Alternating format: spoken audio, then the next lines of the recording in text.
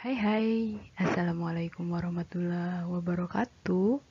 Bagaimana kabar kalian hari ini? Semoga selalu dalam keadaan sehat ya. Nah, kali ini kembali belajar muatan pelajaran ilmu pengetahuan alam. Nah, pada pembelajaran kali ini kita akan mempelajari tentang pemantulan dan penyerapan bunyi. Sebelumnya, jangan lupa berdoa terlebih dahulu. Semoga apa yang kita pelajari hari ini akan bermanfaat.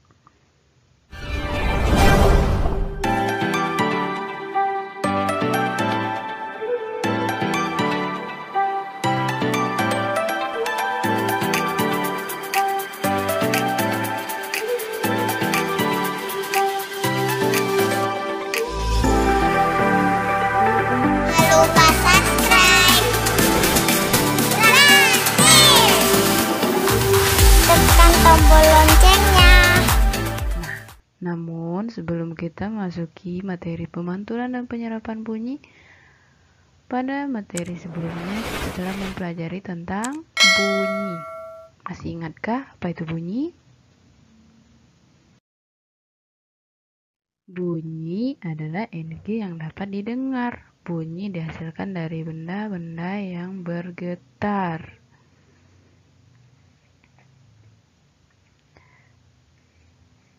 Sifat bunyi yaitu bunyi dapat merambat, bunyi dapat dipantulkan, dan dapat diredam. Ada 3 cara perambatan bunyi, yaitu yang pertama melalui benda padat, benda cair, dan benda gas. Dan untuk mendengarkan bunyi diperlukannya indera pendengaran atau telinga. Nah, pada pembelajaran sebelumnya juga kita telah mempelajari tentang indera pendengaran atau telinga. Masih ingatkah apa itu indera pendengaran atau telinga? Nah, pada pertemuan sebelumnya kita telah membahas tentang indera pendengaran, yaitu apa fungsi indera pendengaran, bagian-bagiannya, dan cara kerjanya, serta cara merawatnya. Nah, pada pertemuan kali ini kita akan membahas dan mempelajari tentang pemantulan dan penyerapan bunyi. Bunyi mempunyai sifat yang dapat dipantulkan dan diserap. Bunyi dapat dipantulkan bila mengenai benda yang permukaannya keras.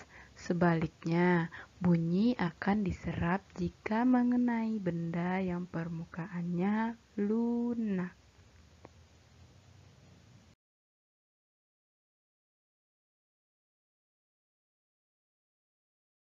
Sekarang kita akan membahas satu persatu. Yang pertama yaitu tentang pemantulan bunyi. Pemantulan bunyi terjadi karena gelombang bunyi menabrak bidang pemantulan. Kemudian gelombang bunyi tersebut dipantulkan oleh bidang pantul tersebut.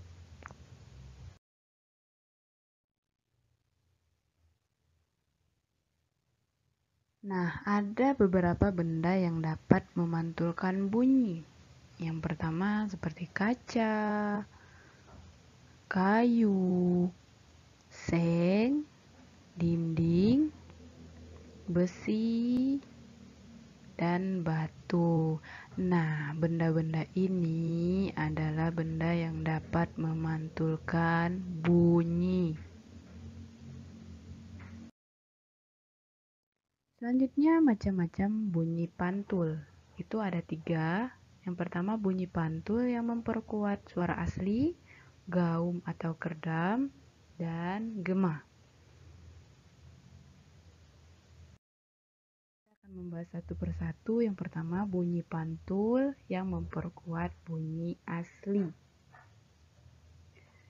Nah, seperti contoh yang dapat kita lihat yaitu seperti seseorang sedang bernyanyi di studio rekaman atau di ruangan tertutup, maka suaranya akan lebih nyaring.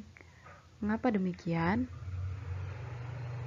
Dikarenakan suara di dalam ruangan akan dipantulkan oleh dinding-dinding ruangan. Nah, ada juga contoh lain seperti suara gurumu di dalam kelas akan lebih keras dibandingkan dengan suara guru olahragamu di lapangan. Yang kedua yaitu gaung atau kerdam. Gaung atau kerdam adalah bunyi pantul yang datangnya hanya sebagian yang bersamaan dengan bunyi asli, sehingga bunyi asli menjadi tidak jelas. Nah, apa contohnya? Contohnya yaitu ketika berada di gedung pertemuan atau di gedung pertunjukan. Yang ketiga yaitu gema. Apa sih gema? Gema merupakan bunyi pantul yang terdengar sangat jelas, seperti seseorang berteriak di atas tebing.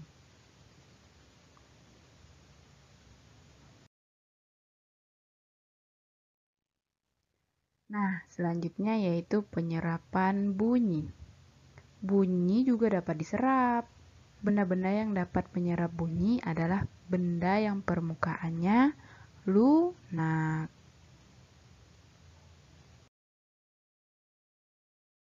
Nah, contohnya benda yang dapat menyerap bunyi yang pertama ada busa, karpet, kertas, karet, dan kain wol. Nah, itu semua dapat menyerap bunyi. Nah, contohnya lantai di bioskop. Nah, pernahkah kalian main ke bioskop? Pernah dong ya? Iya. Nah, lantai di bioskop biasanya dilapisi dengan karpet, busa, dan kain goni. Mengapa demikian?